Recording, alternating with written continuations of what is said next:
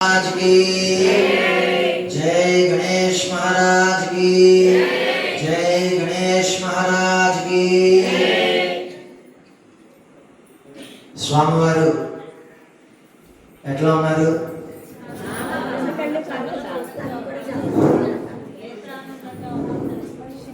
స్వామివారి యొక్క అనుగ్రహం భక్తుల మీద ప్రకారంగా ఉంది. స్వామివారి కంటే ముందు అమ్మవారు చాలా మంది వీడియోలో చూశారు. ఎవరన్నా వచ్చిన వాళ్ళందరూ చూడండి, అమ్మవారి దర్శనం ఆ రోజు చాలా విశేషంగా జరిగింది. ఇక ఇవాళ స్వామివారి యొక్క దర్శనం కూడా అద్భుతంగా జరుగుతుంది. ఆ స్వామివారికి ఎంత వైభవంగా అలంకారం చేసినటువంటి అర్చక స్వామివారి టీంకి మనస్ఫూర్తిగా ధన్యవాదాలు తెలియజేస్తున్నాము. ఎందుకంటే ఏదన్నా ఒక పని మనకి సాధ్యం అవ్వాలి అంటే కనుక ఒక టీం అనేది పక్కాగా ఉండాలి. ఆ టీం అనేది ఇక్కడ చాలా బలంగా ఉందని నేను నమ్ముతున్నాను. తక్కువ టైంలో ఆ టీంని మేము చాలా బలంగా క్రియేట్ చేసుకున్నాం అని చెప్పి మేము అనుకుంటూ ఉన్నాము. నోట్లో నాలుగలాగా ఎల్లప్పుడూ మాకు దేవాలయంలో మేము ఒక శాసనాలు చేస్తుంటే ఆ శాసనాల్ని తన బాధ్యతగా స్వీకరించి పాపం నెత్తి నేసుకుని ప్రతి బాధ్యతని కూడా కష్టపడుతున్న మన బ్రహ్మానాయుడు అట్లానే సాయి వీళ్ళకు కూడా కృతజ్ఞతలు చెప్పాలి. ఎందుకంటే వీళ్ళు కష్టపడింది ఏది కూడా ఇక్కడ అవ్వదు, అందులో అనుమానం లేదు. ఆ తర్వాత ఇక్కడ దాకా తీసుకొస్తే ఇక్కడి నుంచి దాన్ని తీసుకెళ్ళి స్వామివారికి అందించడానికి అర్చక స్వామి. ఇవన్నీ జరగడానికి ప్రధానమైనటువంటి కారణం మన రవీంద్ర గారు, మినిస్టర్ గారు. ఆయన కుటుంబానికి స్వామివారి యొక్క అనుగ్రహం ఎప్పుడూ ఉండాలని, వాళ్ళ యొక్క సంకల్పం భక్తులందరికీ కూడా క్షేమం కలగాలనేది వాళ్ళ యొక్క ఆశయం. భక్తులందరూ కూడా చక్కగా సుఖ సంతోషాలతో ఉండాలనేది. దానికోసం వాళ్ళు ఇటువంటి కార్యక్రమానికి ఈరోజు శ్రీకారం చుట్టారు. మీరందరూ కూడా అందులో భాగస్వాములై ఆ విజయ గణపతి స్వామివారి యొక్క అనుగ్రహాన్ని పొందడానికి ఈరోజు ఈ యొక్క ప్లేస్ మనకి మనందరం ఇక్కడ కూర్చోవడానికి ఒక ప్లేస్ అనేది క్రియేట్ అయింది. ఇది నా మనసులో ఉన్నటువంటి మాట ఏంటంటే, కరెక్ట్గా లాస్ట్ మంత్ సంకటహార చతుర్థి మొదటిసారి చేశాం మనం, అవునా? మొదటిసారి చేసినప్పుడు నేను చెప్పాను, వచ్చే సంవత్సరం టైంకి దేవాలయం అంతా కూడా జనాలతో నిండిపోతుంది అని. మాట మారుస్తున్నాను, 3వ నెల కల్లా దేవాలయం జనాలతో నిండిపోతుంది. ఇది స్వామివారి యొక్క అనుగ్రహం. మనం కష్టపడిన దానికి ఫలితం అనేది ఎట్లా వస్తుందంటే, మనం మీరందరూ ఇప్పుడు నాతో సహా అందరం కష్టపడేది దేనికి? మన కుటుంబానికి ఒక రూపాయి పెట్టుకునేందుకు, మన ఇంటికి ఒక 10 రూపాయలు చేర్చుకునేందుకు, మన పిల్లల్ని సుఖంగా సంతోషంగా ఉంచేందుకు. దీనికోసం కష్టపడడానికి, దీనికోసం జీవితాన్ని నడిపించడానికే మన జీవితం మొత్తం సరిపోతుంది. అటువంటిది ఒక 10 మంది బాగు కోసం, ఒక ఊరు బాగు కోసం సుభిక్షంగా ఉండాలి, సుఖంగా ఉండాలి. అన్నిటికంటే ముందు బాగా చెప్పవలసిన మాట, చాలా గట్టిగా చెప్పవలసిన మాట ఏంటంటే, హిందూ ధర్మం నిలబడాలి, హైందవ సంస్కృతి, హిందూ జెండా రెపరెపలాడాలి, కాషాయ జెండా అనేటువంటి ఒక సత్సంకల్పంతో ఇటువంటి ప్రదేశంలో ఇంత పెద్ద దేవాలయాన్ని నిర్మించి ఇక్కడ విజయ గణపతిని, అటు శ్రీరాముల వారిని, అటు లలితాదేవిని, ఇటేమో ఆంజనేయ స్వామిని, అందరినీ కూడా ఇక్కడ క్షేత్ర పాలకుడు ఆంజనేయ స్వామి. ఇక్కడ మరి మీకు తెలుసో తెలియదో చాలా మందికి, క్షేత్ర పాలకుడు ఆంజనేయ స్వామి. ఇటువంటి దేవతల్ని ఇక్కడ ప్రతిష్ట చేసి ప్రాణ ప్రతిష్ట, చాలా మంది భయపడుతున్నారు ప్రాణ ప్రతిష్ఠ చేయడానికి. ఎందుకంటే ఒక ప్రాణాన్ని తీసుకొచ్చి ఇక్కడ పెడితే దానికి కావలసినటువంటి ప్రతిదీ కూడా మనమే చేయాలి, మహానైవేద్యంతో సహా పెట్టాలి.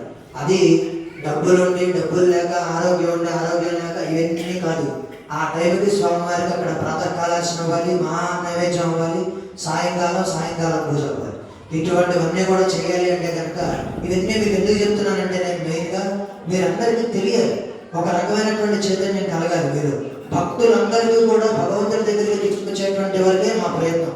భగవంతుడి దగ్గరికి వెళ్ళిన తర్వాత ఎవరి బుర్రలో ఉన్నటువంటి ఆలోచన ప్రకారం వాళ్ళ ఇది నడుస్తూ ఉంటుంది. ఇక్కడ దాకా తీసుకురాగలం. ఇక్కడి నుంచి మీరు ఆయన దగ్గరికి చేరుకోవడానికి మార్గం అనేది మీరే చూసుకోవాలి. అటువంటి దానికి మనం ఈరోజు పునాది వేసాము. ఆ భగవంతుడి యొక్క అనుగ్రహం, సత్సంకల్పం చేశాం కాబట్టి అది సాధ్యం అవడం పెద్ద మ్యాటర్ ఏం కాదు.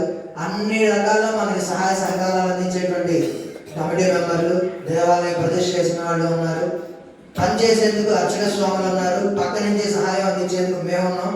ఇవాళ మన అందరి ఈ వైభోగాన్ని చూడటానికి బయట నుంచి మన కన్యకా పరమేశ్వరి గుడి ప్రధాన అర్చకులైన ఫ్రెండ్ మార్తి రోజయ్య శర్మ గారు, ఆయన కూడా వచ్చారు. ఇదంతా కూడా డబ్బు మీద వ్యామోహంతో కానీ ఏదన్నా పదవి మీద వ్యామోహంతో కానీ జరిగేటువంటి కార్యక్రమాలు కాదు. ఫస్ట్ మనసులోంచి తుడిచిపెట్టేవాల్సింది ఏంటంటే దేవుడి దగ్గరికి రావడానికి డబ్బు అక్కర్లేదు, భక్తి ఉంటే చాలు, ఇంకేం అవసరం లేదు. భక్తి ఉంటే ఆటోమేటిక్గా నరక ద్వారానికి వెళ్ళేవాడు స్వర్గలోకానికి వెళ్ళిపోతాడు. చాలా చరిత్రలు ఉన్నాయి మనకి మన హిందూ ధర్మంలో.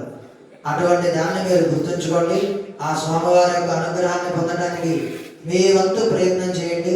నేను ఫస్ట్ చెప్పాను, మొన్న చెప్పాను, నేను ఎప్పుడు చెప్పేది ఏంటంటే ఆ దేవాలయ శిఖరం ఏదైతే ఉందో ఆ శిఖరం లోపలికి అడుగు పెట్టేటప్పుడు మన శరీరంలో ఉన్నటువంటి మలినం మొత్తం కూడా పోవాలి. లోపలికి వచ్చిన తర్వాత అమ్మవారి స్వామివారు కనబడాలి, అమ్మవారు కనబడాలి, మధ్యలో రాముల వారు కనబడాలి, ఆంజనేయ స్వామి కనబడాలి. బయటికి వెళ్ళిపోయిన తర్వాత మళ్ళీ మీకు ఆ చెప్పులు తొడుకోవడంతో మీ యొక్క ఇది మళ్ళీ మీకు సంప్రాప్తించాలి.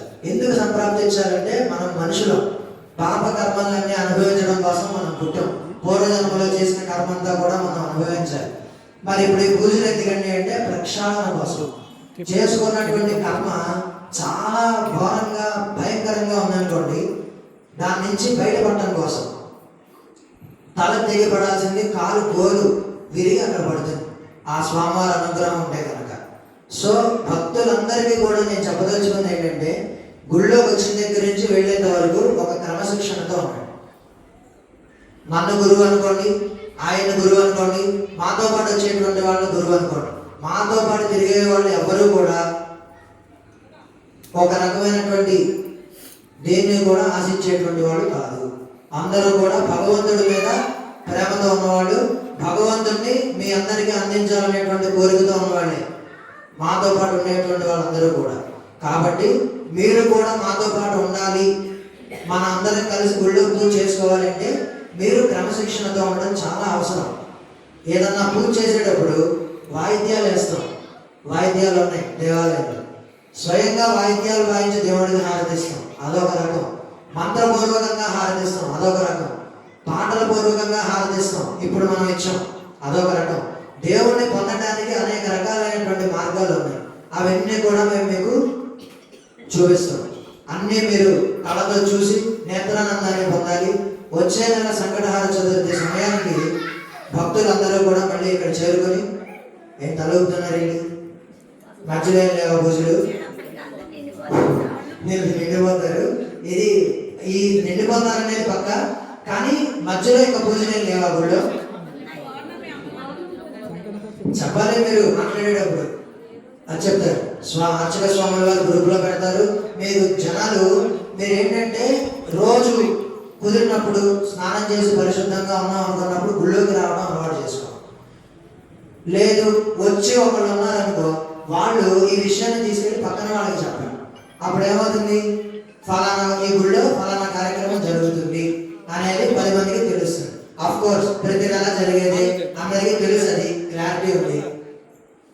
ప్రతి నెల జరిగేది క్లారిటీ ఉంది మనకి.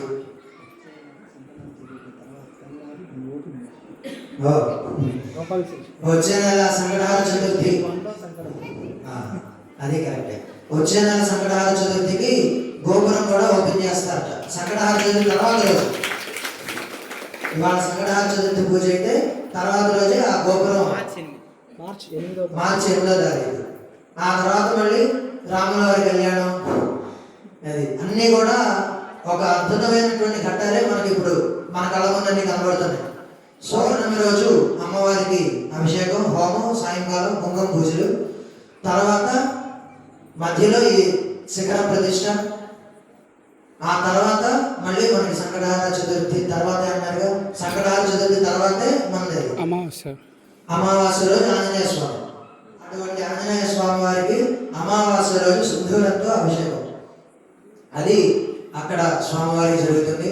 ఇలా ప్రతి కార్యక్రమం కూడా మీకోసం, మీ అందరి క్షేమం కోసం, మీ వంశం ముందుకెళ్ళడం కోసం. ఈ వంశం అనే పదాన్ని ఎందుకు వాడుతున్నానో తెలుసా?